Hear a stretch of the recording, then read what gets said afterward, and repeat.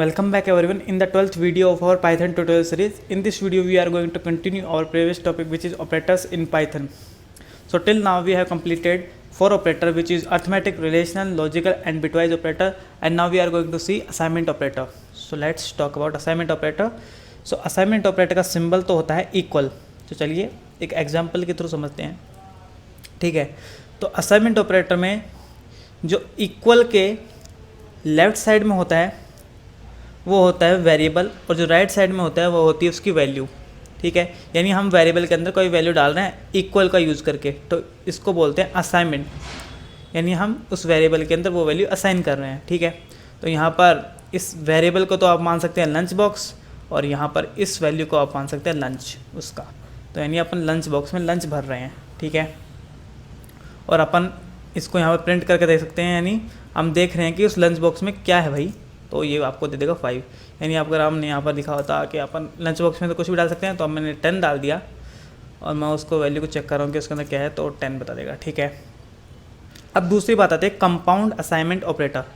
यानी आप इसको और फैशनेबल वे में कैसे यूज़ कर सकते हैं. तो आपने लिखा, जैसे मैंने एक वेरिएबल ले लिया y, उसकी वैल्यू दी 5, और मैं लिख रहा हूँ y equal to y plus 5. ठीक है, एक तो मैं ऐसे लिख सकता हूँ कि y की वैल्यू के अंदर 5 ऐड हो जाए, यानी y की वैल्यू यहाँ पर आएगी अपने पास 5 और उसके अंदर 5 ऐड हो जाए, और y को मैं प्रिंट करा रहा हूँ तो ये आपको दे देगा 10. ठीक है, और एक मैं ऐसे कर सकता हूँ, जैसे मैंने z को किया 5 और मैं कर सकता हूँ z प्लस इक्वल टू 5. अब ये होता है कंपाउंड असाइनमेंट. इसका मतलब क्या है, इसका मतलब सेम एज है जैसे आप लिख सकते हैं z equal to z plus 5, यानी z की वैल्यू के अंदर 5 ऐड कर दो. इसी को आप फैशनेबल वे में ऐसे लिख सकते हैं, जिसको बोलते हैं कंपाउंड असाइनमेंट. ठीक है, तो अब इसका आउटपुट चेक कर देते हैं. z को प्रिंट किया तो आपको 10 दे देगा, यानी z की वैल्यू पहले थी 5, उस पर आपने 5 ऐड किया और ये आपने प्रिंट किया z, तो ये आपका 10 दे दिया. ठीक है, अब एक और एग्जाम्पल की तरह समझते हैं कि ये कैसे वर्क कर रहा है. ठीक है, तो आपने दे दिया k वेरिएबल, उसको आपने दे दी वैल्यू 5. ठीक है, अब आप मुझे इसका आउटपुट बताइएगा क्या आएगा. k multiply equal to 3 plus 2. आप इसका आउटपुट सोचिए आप क्या आएगा, और इसका एग्जीक्यूट करता हूँ मैं, और यहाँ पर पहले k को प्रिंट करा देता हूँ. तो इसका आउटपुट है 25, जबकि इसका आना कितना चाहिए था.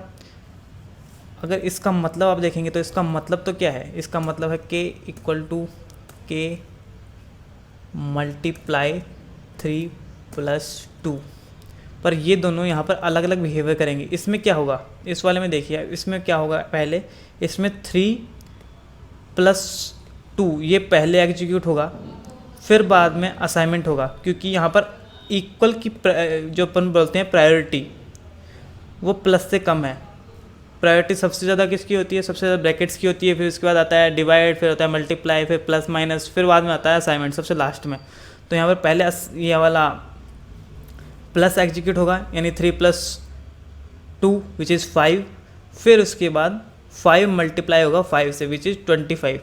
पर यहाँ पर क्या होगा, यहाँ पर पहले k की वैल्यू जो है 5 वो मल्टीप्लाई हो जाएगी 3 से, क्योंकि यहाँ पर तो अपने पास क्या है, एक तो मल्टीप्लाई है, एक प्लस है, और इसमें प्रायोरिटी किसकी आई है, मल्टीप्लाई की, तो पहले मल्टीप्लाई होगा. तो 5 मल्टीप्लाई 3 विच इज़ 15 प्लस 2 17. तो अब अगर इसका आउटपुट चेक करेंगे तो आपको मिलने वाला है 17. ठीक है, तो अब इसका थोड़ा ध्यान रखने की ज़रूरत है यहाँ पर कंपाउंड असाइनमेंट में. ठीक है, तो असाइनमेंट ऑपरेटर में तो इतना ही है. अब हम चलते हैं दूसरे ऑपरेटर पे. तो अब हम बात करते हैं आइडेंटिटी ऑपरेटर की. तो आइडेंटिटी ऑपरेटर का बेसिक वर्क क्या होता है, बेसिक वर्क इसका है कि मेमोरी लोकेशन को कंपेयर करना. दो ऑब्जेक्ट की या दो वेरिएबल बोल लें तो उनकी मेमोरी लोकेशन को कंपेयर करना, क्या वो सिमिलर है या अलग अलग है. तो इसके लिए अपने पास 2 सिंबल है, पहला तो है इज़, दूसरा है इज़ नॉट. ठीक है, तो इनका वर्क देखते हैं कैसे ये वर्क करते हैं, या इम्प्लीमेंटेशन इनका चेक करते हैं. ठीक है, तो मैंने लिया एक वेरिएबल ले लिया है, फिर एक ऑब्जेक्ट क्रिएट कर लिया x इक्वल टू 5, और दूसरा कर लिया y इक्वल टू 6. ठीक है, अब मैं कंपेयर कर रहा हूँ x इज़ y, यानी x की जो मेमोरी लोकेशन है वो, और वाई की मेमोरी लोकेशन है वो, क्या वो सेम है क्या, तो ये आपको रिजल्ट देगा बूलियन में, यानी ट्रू और फॉल्स, क्या तो वो सेम होंगी या फिर नहीं होंगी। चलो चेक करते हैं। तो इसका रिजल्ट आया फॉल्स। अब मैं करता हूँ x इक्वल टू 5 और y इक्वल टू 5। अब मैं चेक करता हूँ x इज़ y, यानी x की मेमोरी लोकेशन और y की मेमोरी लोकेशन सेम है क्या, तो ये आपको दे रहा है ट्रू। तो इसके लिए डायग्राम से समझाता हूँ कि कैसे ये ट्रू दे रहा है आपको, ठीक है। तो आपने दिया x equal to 5, y equal to 5। अगर आपने C++ देख रखा हो तो C++ में एक वेरिएबल क्रिएट होता है x, जिसके अंदर वैल्यू रहती है 5, y क्रिएट होता है जिसके अंदर रहती है 5 वैल्यू। तो ये अलग अलग मेमोरी लोकेशन होती है इनकी। जबकि यहाँ पर पाइथन के अंदर क्या होता है, एक ऑब्जेक्ट क्रिएट होता है जिसके अंदर वैल्यू होती है 5, और उनको रेफ़र करता है अपना रेफरेंस वेरिएबल जो होता है x। अगर यहाँ पर आपके पास सेम ऑब्जेक्ट पहले से क्रिएट है, जब y बना होगा, y इक्वल टू 5 आपने जैसे लिखा, तो एग्जीक्यूशन के टाइम पे वो चेक करेगा कि 5 नाम का ऑब्जेक्ट क्या है। अगर है तो y उसी को पहले जो बना हुआ है उसी ऑब्जेक्ट को रेफ़र करने लग जाएगा, मतलब ये एक नया ऑब्जेक्ट नहीं बनाएगा, ठीक है। तो अब इसके कंफर्मेशन के लिए आपके पास एक छोटा सा आपको बता देता हूँ फंक्शन होता है जो होता है id। तो आप id ऑफ x चेक कर सकते हैं, ये आपको मेमोरी लोकेशन बताएगा x की। तो ये मेमोरी लोकेशन है x की। अब आप y की चेक कर दीजिए, क्या वो सेम है, क्या x के बराबर है।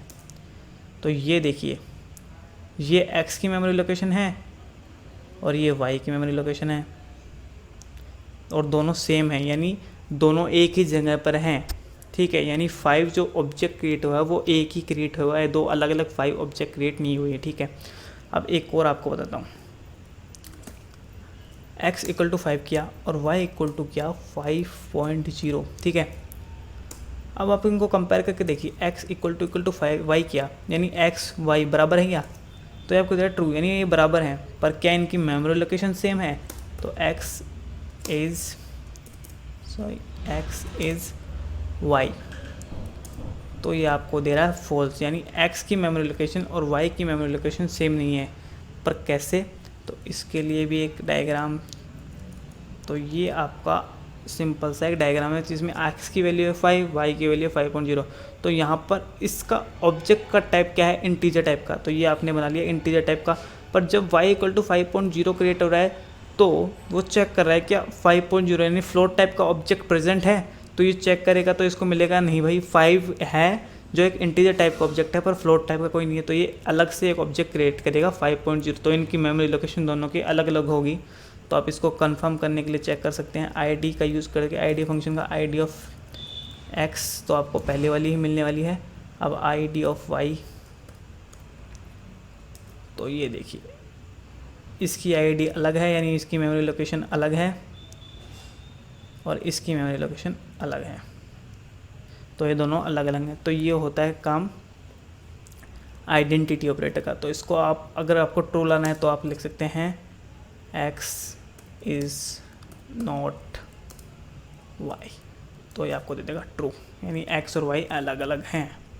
तो ये आइडेंटिटी ऑपरेटर का काम हो गया। अब हम चलते हैं अपने अंतिम ऑपरेटर की ओर। तो अब हम बात करते हैं मेंबरशिप ऑपरेटर की, जो कि अपना लास्ट ऑपरेटर है, ठीक है। तो मेंबरशिप ऑपरेटर क्या करता है, किसी भी सीक्वेंस के अंदर सब सीक्वेंस के प्रेजेंट्स को बताता है, यानी कोई भी सब सीक्वेंस मेंबर है क्या इस सीक्वेंस का, ठीक है। जैसे आपने एग्जांपल ले लिया किसी स्ट्रिंग का, आप अपना कंप्लीट नेम मान लीजिए, जैसे आप एग्जांपल के थ्रू रोहित बंसल, और उसके अंदर कोई सब सीक्वेंस, जैसे मैंने अपना फर्स्ट नेम निकाल लिया रोहित, और मैं रोहित को एक मेंबर मानना चाहता हूँ, मेंबर प्रूफ करना चाह रहा हूँ कि रोहित मेंबर है मेरे कंप्लीट नेम का, तो उसके लिए मैं यूज़ करूँगा मेंबरशिप ऑपरेटर, जो कि अपने पास हैं दो, first is in, second is not in, ठीक है।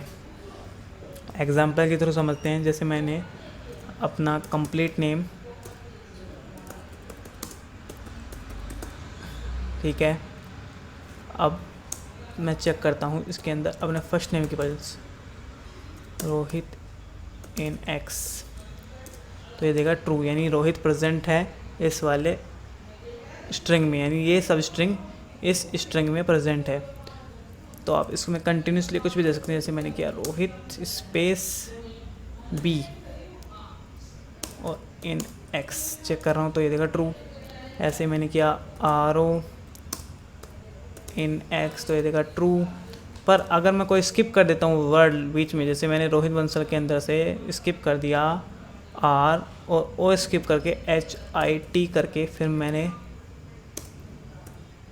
इसको चेक कर रहा हूँ, तो ये देगा फॉल्स। यानी आप बीच में कोई स्किप नहीं कर सकते लेटर, कंटिन्यूसली आपको ने जितने लेने हैं वो ले सकते हैं पर स्किप नहीं कर सकते, ठीक है।